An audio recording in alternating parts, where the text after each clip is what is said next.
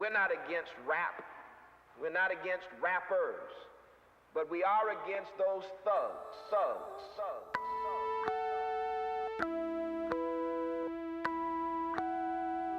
It's the thuggish ruggers bone.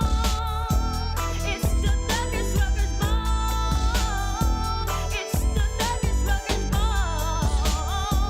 It's the thuggish ruggers bone.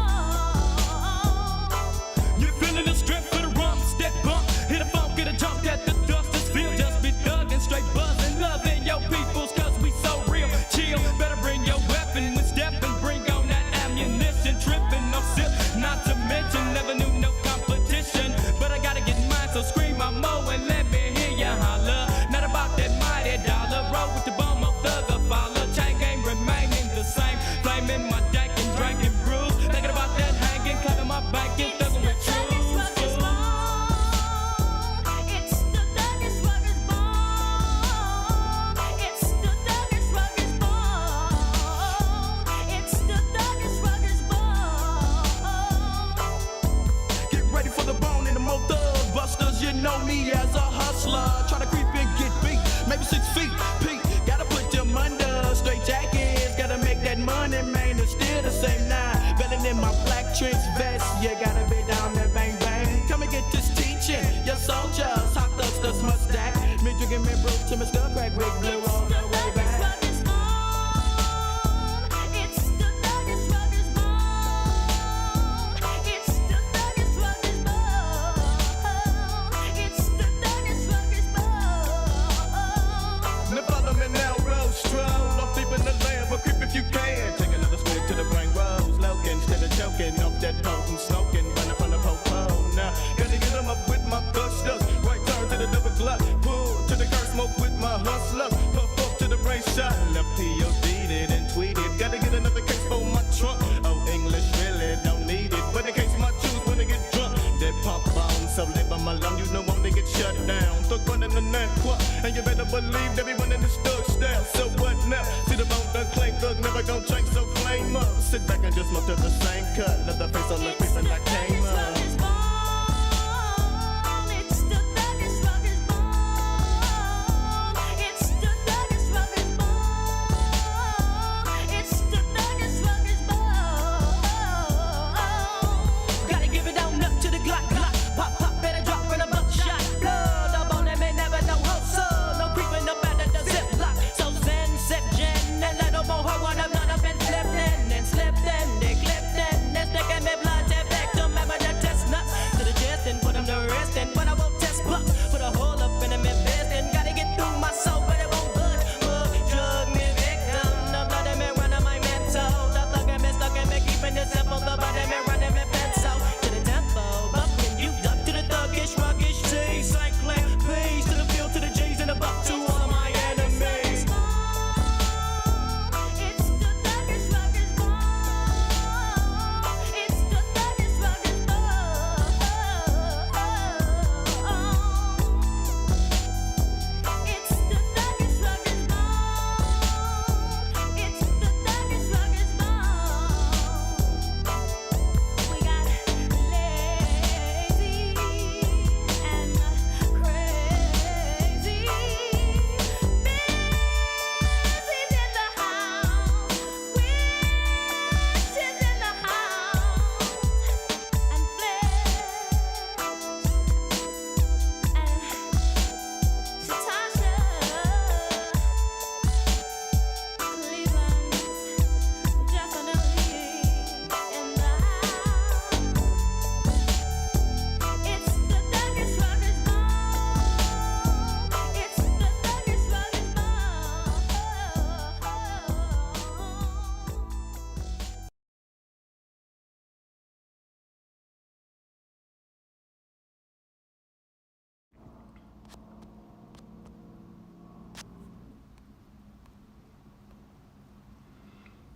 Yeah, I just felt that it was important to show this. And so Stephanie called a play. She wanted a play to be ran a certain way. It was compulsory. It was mandatory. Okay. It wasn't something you were supposed to veer from and go rogue and do your own thing because you felt that the taller player was the mismatch.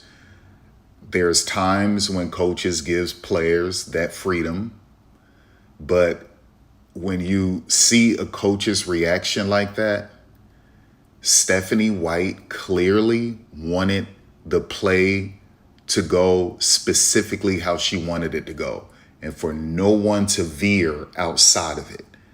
This wasn't the time for you to freestyle and for you to ISO and for you to do your own thing.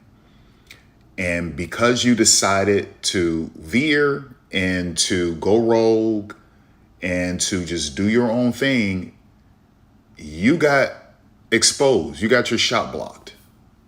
This was when Awak blocked her shot.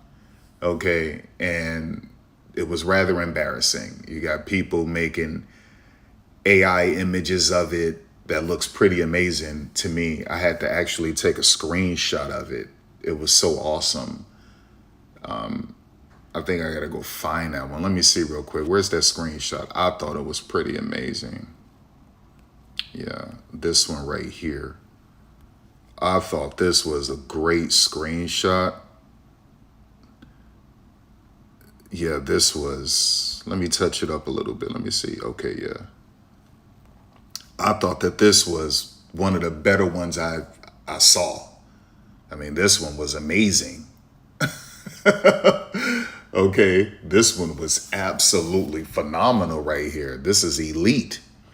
And so that's what she did. That's what she did. And Stephanie is like, I want to cuss her out. I want to bench her. But the last time I did that, everyone called me Methany White. Everyone wanted me fired and gone. She received death threats, all sorts of things. And then she had to go to the presser and say her and Caitlyn are essentially besties and all of this stuff. And Caitlyn had to say, oh, I love Stephanie, blah, blah, blah, blah, blah. So I want to hold her accountable. I want to do what a coach is supposed to do, whether that player is a star or a role player. I want to be able to show that the culture and the standard is real, and we will hold you accountable, whether you're a star or not.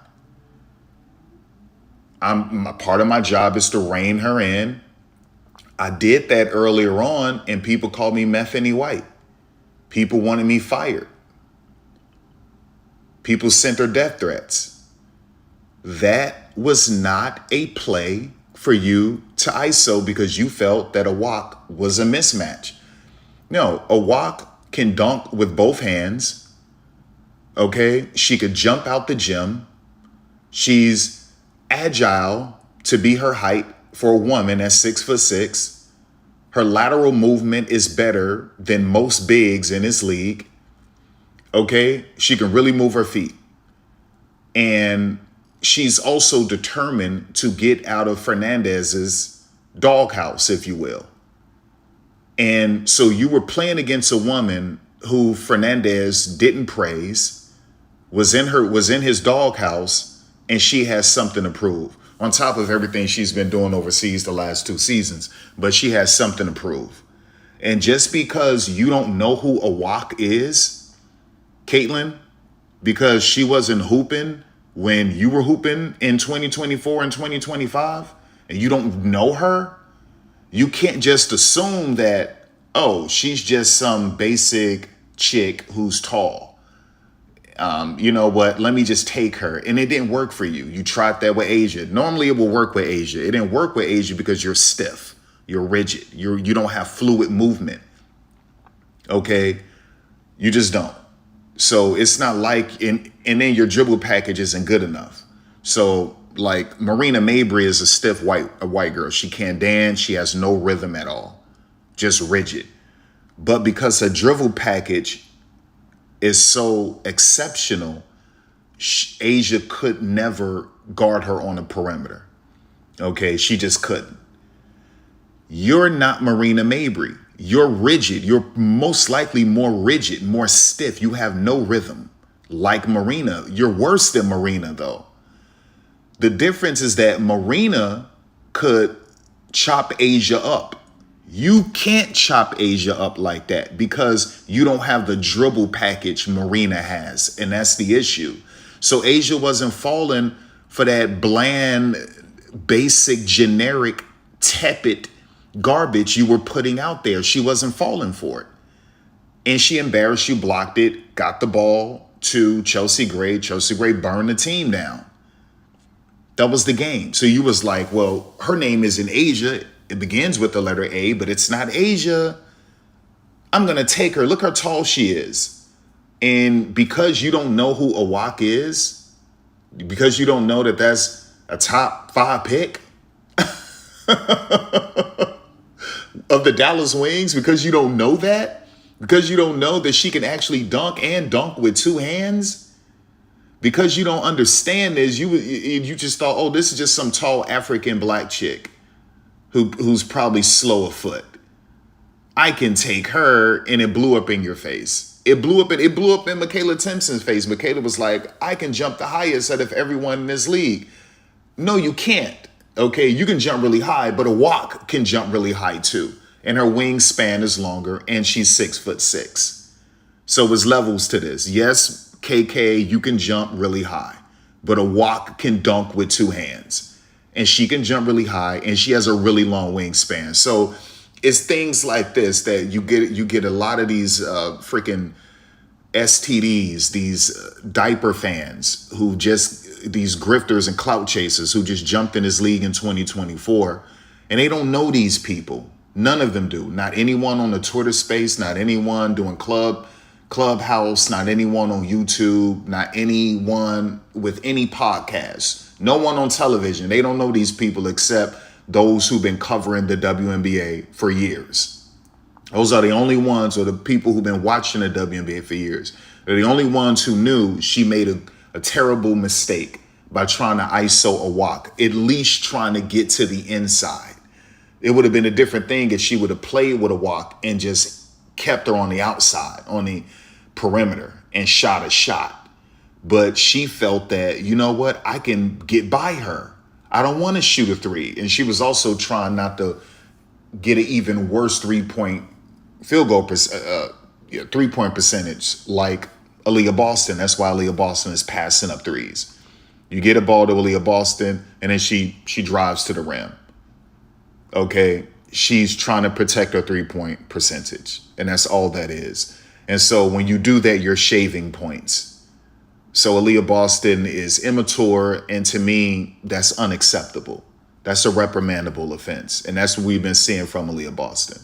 She's literally shaving points. And when I say shaving points, you're shaving points and hurting your team when you're passing up wide open 3s because you're trying to protect your 3-point percentage, because you've been lately missing some, and you like, I want to stay in the top 5 of the league in 3-point percentage. I'm going to protect my percentage. We saw Lexi Hall do that in 2025.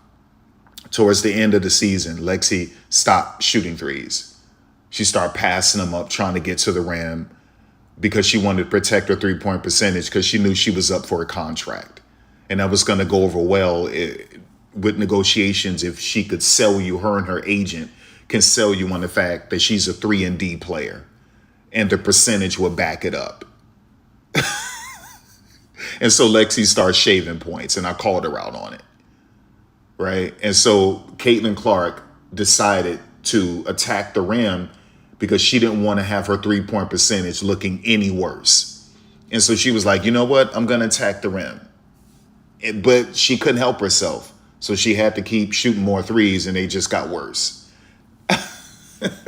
I told you, Caitlin Clark is one of the most immature hoopers I've ever seen in my life. Okay, one of the most immature hoopers. And I'm talking about on the court. One of the most immature, juvenile hoopers I've ever witnessed, I've ever seen. Okay, so maybe I should just leave this here, but really I want to go back to that video. Let's go back to threads. Oh, God. I hate when that happens, but it doesn't matter. I'll just change the name. There it is. Okay. And then I'll just make it private. So I'll change the name, make it private. So it is what it is. But, so what I wanted to do, I want to just keep that here. So I want you to see that while I talk about this. So Stephanie White has outperformed, overachieved, exceeded all expectations. She has gone above and beyond what was required, the language of everything in that contract. Okay? All of it. Supererogatory or supererogatory. That word means when you went above and beyond, when you exceeded, when you overachieved, when you outperformed, when you went and did things that wasn't required. Okay? And that's what she did. She completely outperformed, overachieved, exceeded all expectations. And this game really showed that. And you would say, wait a second, they lost. Listen, they got exposed for being the least talented team in the WNBA. Like I told you guys at the beginning of this, before the season started, before preseason, I ran through every team and I said, the Indiana Fever arguably has the worst team in the league outside of 3 or 4 players. They have the worst team in the WNBA. Okay? Supererogatory. That's what she did. That's Stephanie White. If you subtract those 3 women from this team, if you subtract 2 of those women from this team, the Indiana Fever are in the hunt for Juju Watkins and Hannah Hidalgo. Okay? Right? Now, what we know is that she did this same thing last season with a makeshift roster. This season, the roster is even worse. Except the fact that you have Caitlin Clark playing. And then you have, obviously, Sophie playing. Sophie didn't achieve a single stat outside of a foul. She had zeros in all positive stats. She did nothing.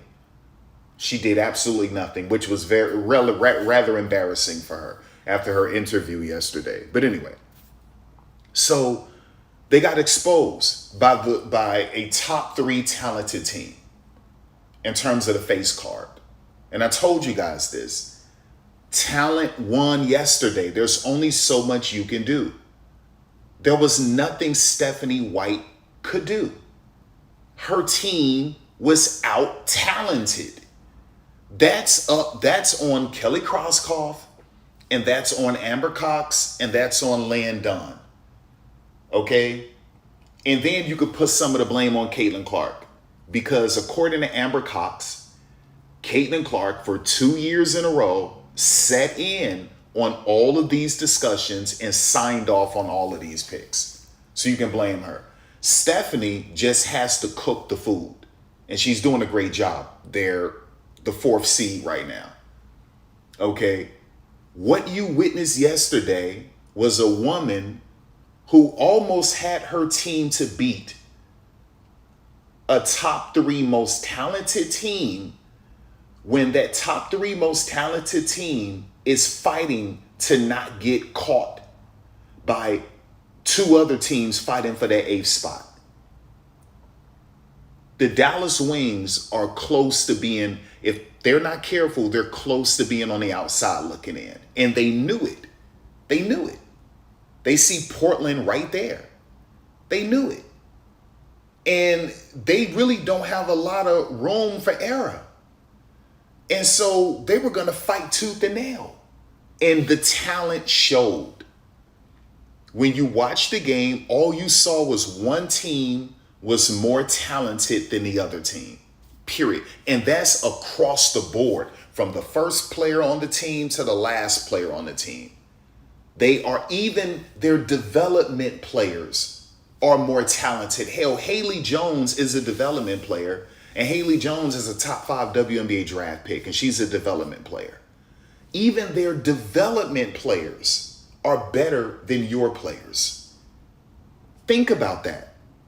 Just think about that. Okay? That team is loaded from top to bottom. Top to bottom. And then AZ Fudd isn't even hooping. Isaiah James isn't even hooping. JJ Cornerly, they waived her and she's playing in the Upshot League. Think about that. JJ Cornerly is playing in the Upshot League. Like, and then they just signed Kristen Williams. So, like, this is where it is. There was only so much Stephanie can do. And at this point, it's about leadership. Okay? Who's the leader of the team on the court? And when will those leaders or leaders step up? Well, if Caitlin Clark is supposed to be a leader, right? What did she do last night? She didn't do anything. She played immature basketball and she pooped on herself. She pissed on herself and she pooped on herself. Okay? And she tried to leave it up to Stephanie White and Kelsey Mitchell to take care of her own ablutions. And they said, no, you're going to wipe your own butt. No. You're going to take care of yourself. Because you did this mess. You did this boo-boo. And so, like, that's what we saw. And we saw Kelsey Mitchell. And I want to go to... Yeah, let me go to IG. So I want to go here. And we'll load this up. In the meantime, we can just look at this amazing creation. I just felt this was amazing. And I want to show you how that everyone knows it now. There's no more hiding that Kelsey Mitchell is the best player on the team. There's no more hiding that she's the MVP of this league next to Olivia Miles and Asia Wilson.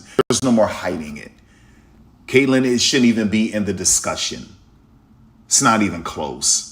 Okay, it's not even close. So I want to show you something. And this is just the fever. If you look at ESPN, if you look at Yahoo, Underdog, these betting accounts, it's everywhere, y'all. Kelsey. Because everyone is like, we can't keep hiding this. We just can't do it. This is unhealthy. We can't keep hiding this. She's better.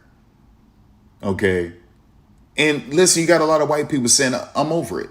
I'm going to finally tell the truth. I'm over it. She's better. Enough is enough. And so, like, that's what that is. Let me go here. Where we at? There we go. I mean, this is it. This is it. And this is just the fever.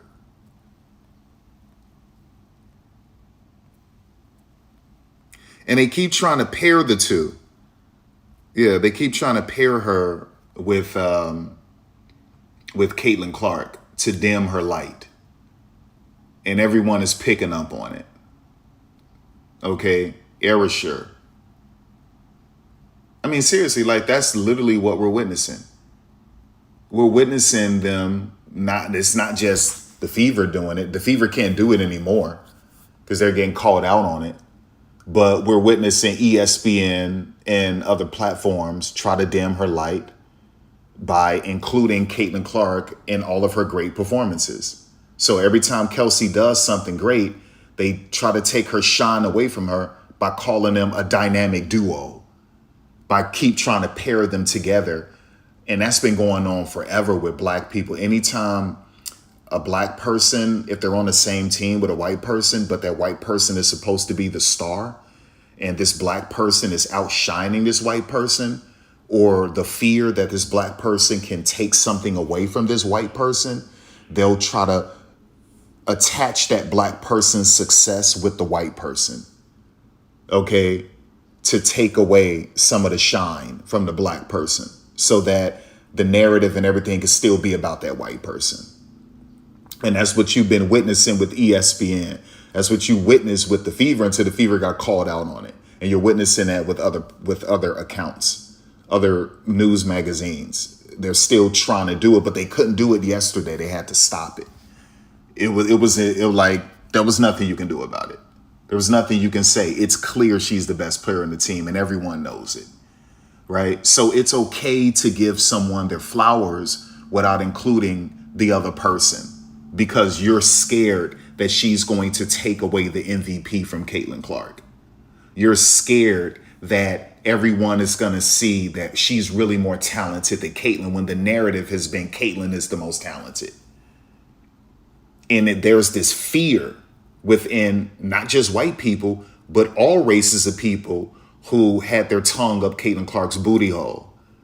And so they're all afraid. It's literally fear. This black woman cannot be the face of this team. This black woman cannot win MVP over Caitlin Clark. No, no, no, no, no. So let's make it about both of them. Okay? When we're supposed to be giving her flowers, let's spread it amongst both players. Let's give Caitlin some of Kelsey's flowers. Because we're scared that this is going to be about Kelsey and not Caitlin. And we wanted this to be about Caitlin. And that's what you've been witnessing, and they've been getting called out on it. So for this, they couldn't include Caitlin. They just couldn't do it. 37 points, most points scored in a single season in franchise history. And she broke her own record doing that. And she did that in less games, in a more physical league. Okay, she was doing that when the league was only playing 36 games. She was doing that when the league was only playing 36 games, when there were no charter flights. And the league was physical. There was no emphasis on freedom of movement. With the worst rosters in WNBA history. Every year she was in the league, except when things started to turn in 2023. The Indiana Fever did her no favors. They were tanking every year. This talented woman had to carry the load because the Fever were tanking every year, trying to copy off the Minnesota Lynx, trying to copy off the Las Vegas Aces, trying to copy off the Seattle Storm. And they buried this woman's talent, and no one really got to see her except me and other Indiana Fever fans. You couldn't catch an Indiana Fever game on national television. Maybe they'll get 1 or 2 games. Maybe you can get lucky and they'll get 3 nationally televised games. Maybe. So if you were a Fever fan before 2023, and even during 2023, really, but mainly before 2023, you were, and I'm speaking about when Pokey Chapman is now taking over, and then the Marianne Stanley era. Okay, and then obviously the first 2 years of Christy Sides, like the Fever, you'd be hard pressed to find a Fever game on national television. Once, twice, maybe 3 times, maybe. Okay, so you had to, and yeah, I never included NBA TV as nationally televised because everyone doesn't have NBA TV, so I never included that. But you could find a Fever game on NBA TV every now and again. Their games were mostly buried on the app, so. Yeah, they were mostly app games you would have to watch the Fever games on, but that's just what it was. And you can find them on NBA TV, but yeah, that was the Fever, man. That was the Fever. And they buried that woman, y'all. And was it frustrating a lot of times watching Kelsey Mitchell? Yeah, but now that I look back on it, she didn't have anyone. Didn't have anyone. Okay, and so, and then a couple players they didn't believe in, like Betty Hattar, they didn't believe in her. But yeah, she had to carry the load. When you have someone that's talented, you have to surround them with great players. Okay, and they didn't do that. They started to do that in 2023 after the tank started to pay off, because you got Nalissa Smith and you got Aaliyah Boston. And then that's when you saw Lynn Dunn in the conference room talking to Christy Sides and the other coaches. And she said, do you still think we can get Caitlin Clark? And it was like, yeah. And then they went on to tank and they got Caitlin Clark. So like, that's what that was. But that's what they did to Kelsey Mitchell. They surrounded her with inexperienced players who had a long way to go, and some of them shouldn't even been in the league. And then they surrounded her with long in the tooth, 1 foot in, 1 foot out veterans who have run their course. Candace Dupree, Danielle Robinson, Jontel Lavender, Jessica Breland, all of these old players. That's what they did to that woman. And then the bigs that they put around her, except Betty Hattar, they didn't know how to use Betty, but the bigs that they put around her was uncoordinated, super underdeveloped. Lauren Cox. Now, Lauren Cox was ready to shoot threes, but she wasn't ready for anything else. Unfortunately, on top of trying to deal with this type 1 diabetes in a league where you're playing more games than you played in college, in a more physical league, in a league that's obviously the most talented league in the world. So dealing with type 1 diabetes in this kind of league, the pinnacle of women's basketball, with 36 games, with crappy locker rooms and crappy training facilities and no chartered flights, with very little pay, Lauren Cox was way in over her head. And she could hit that three, but she was in over her head. That's what they gave her. They gave her Lauren Cox and my girl, Tierra McCowan, but Tierra McCowan was underdeveloped. Now, she can get you a double-double, and she can get you some block shots, but she looked like, in many ways, Angel Reese and sometimes Camila Cardoso next to the basket. Underdeveloped, uncoordinated, sloppy, funky. They look like clowns. That was Tierra McCowan. Now, Tierra, if you keep going to her underneath the basket, she's going to make it. But if she's not next to that basket, like right point blank range, she looked funky as hell. She looked funky as hell. And that's what they did to Kelsey Mitchell. That's what they did to Kelsey Mitchell, y'all. That's what they did. And so Kelsey had to carry the team. Natalie Achamba was robbing the fever of money. She was great for the community. Natalie did so much for Indiana, and we need you women to speak up about Gary, Indiana. I made a video earlier this year asking you women, especially Caitlin, Sophie, and Lexi, the white women of Indiana, to speak up for LaPel, Indiana, who are still dealing with a water crisis where they're drinking rusty brown contaminated water to this day. It hasn't been fixed. So we haven't heard any players talk about LaPel, Indiana, with their water crises. And that's that town. That's what I think is over 80 or 90% white people live in LaPel, Indiana. And so it's not that Indiana is a red state. Indiana is run by ego-driven, insensitive leadership. Okay, that's what's going on. That's what's going on. Period. Indiana's leadership is ego-driven and they're insensitive. That's what we're dealing with. To me, those are sociopaths. They're run by a bunch of sociopaths. That's how I see it. They have no empathy. They govern with no proper emotion in terms of consideration for others. That's psychopathy. Okay? You're a sociopath. That's sociopathic. You're a psycho. That's how I see it. That's how I see the governor. That's how I see leadership in Indiana. Because this is white and black, or black and white. LaPel, Indiana is still experiencing a disgusting water crisis. And LaPel, Indiana the race demographic is what? Over 80, 90% white.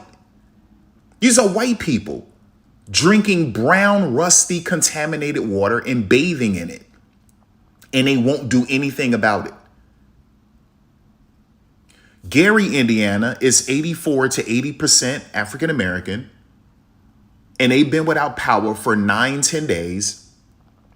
And no one is doing anything about it. And they're saying they may not be able to get power on until next Tuesday. That's next week, y'all.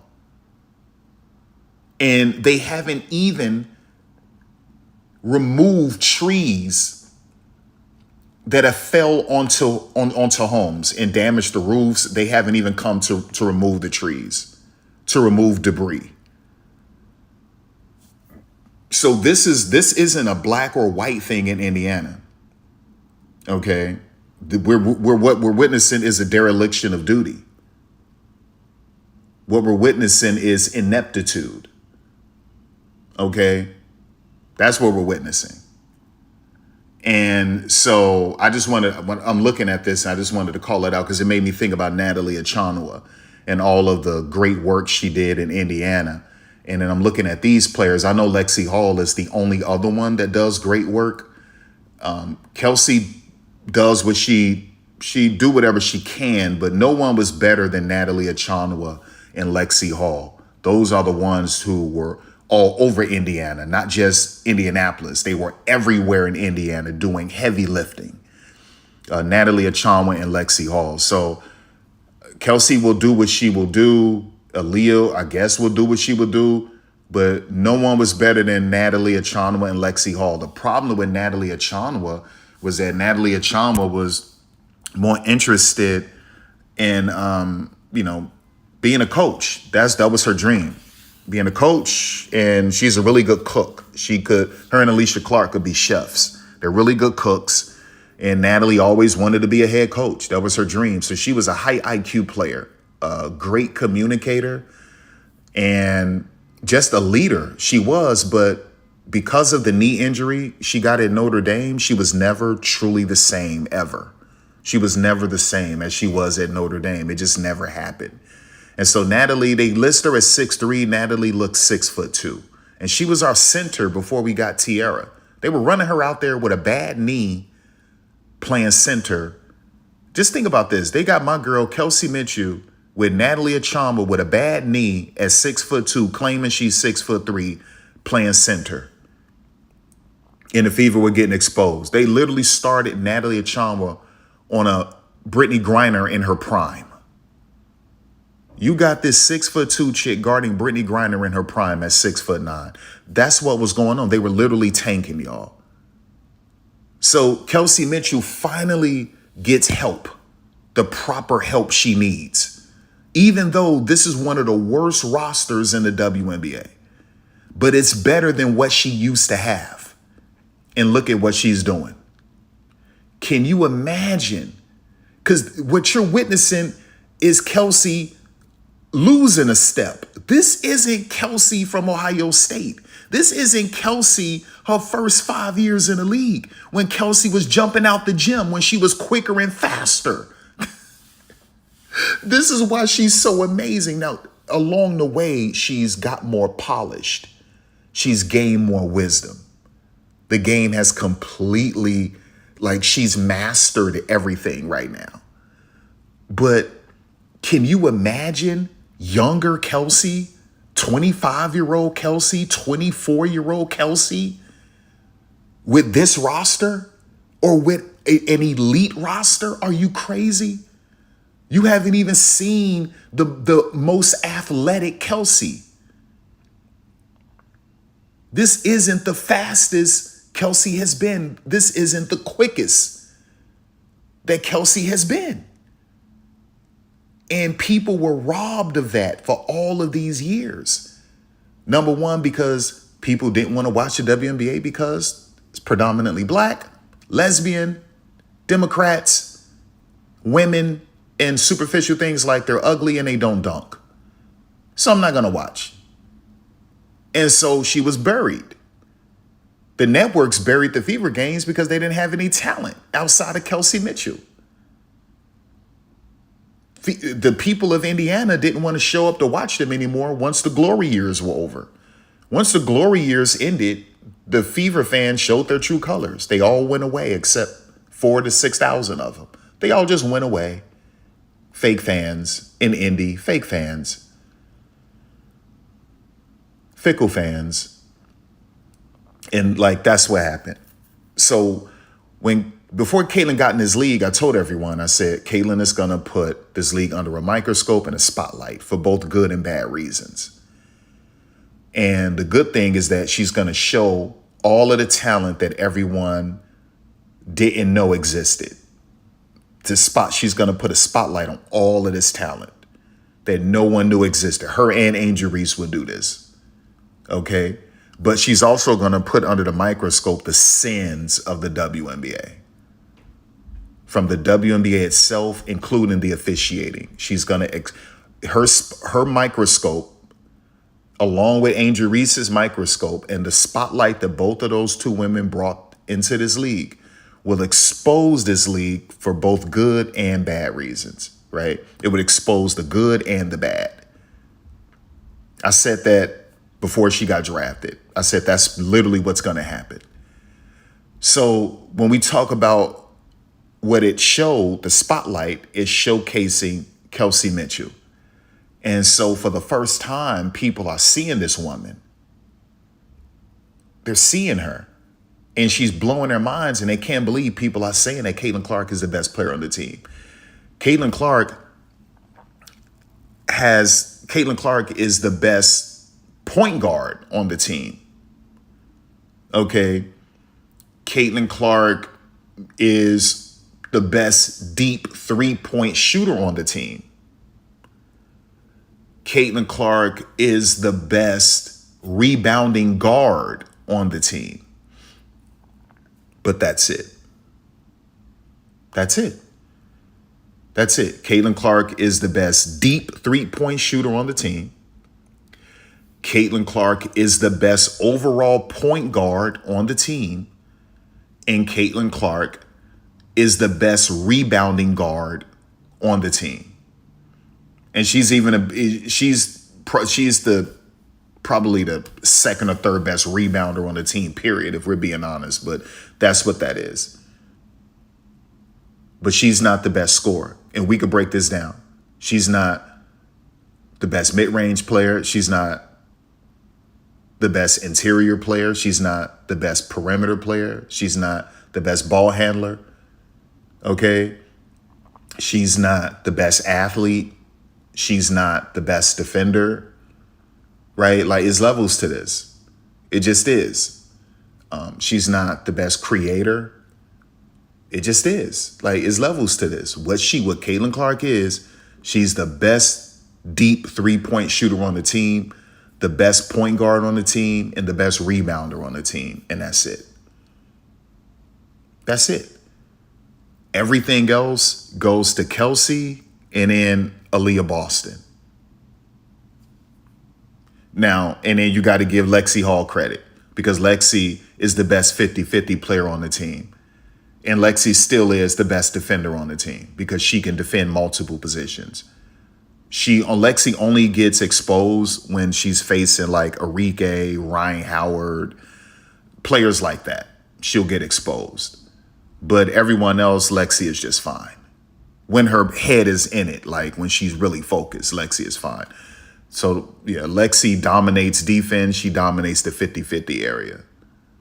So technically, Lexi is truly the best defender on the team. But, yeah, like that's what that is, y'all. So that game yesterday showed this woman right here is the best player on the team. 37 points. She could have had over 40 if she wanted to. On great efficiency, 50% from the field, over 50% from the three-point line. Had 5 assists to only 1 turnover.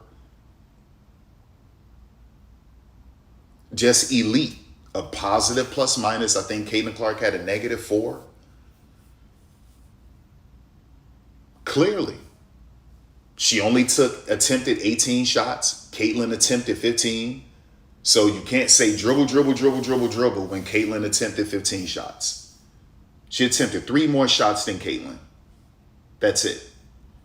Just 3. But that's her job, a shooting guard. She's a hired gun. She's a paid assassin. She paints houses. What do you do, Kelsey? I'm a hired gun. I'm an assassin. I'm a killer for hire. I paint houses. It's not my job to facilitate. It's not my job.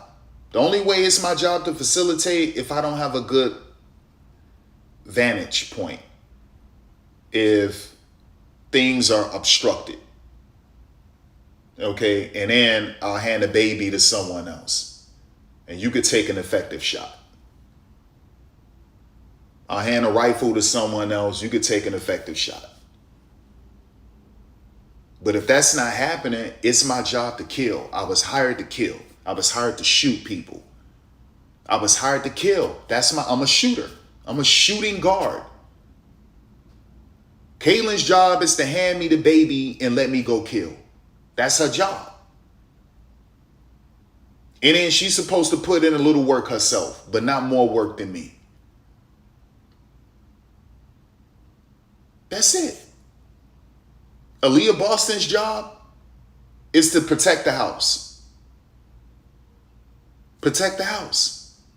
Period. And do some up close, face-to-face, up close and personal, hand-to-hand combat. That's her and Michaela and Monique's job. Hand-to-hand, up close, personal, gutting people, knifing people, point blank range, busting people in the brain, point blank range. That's their job. Breaking their bones,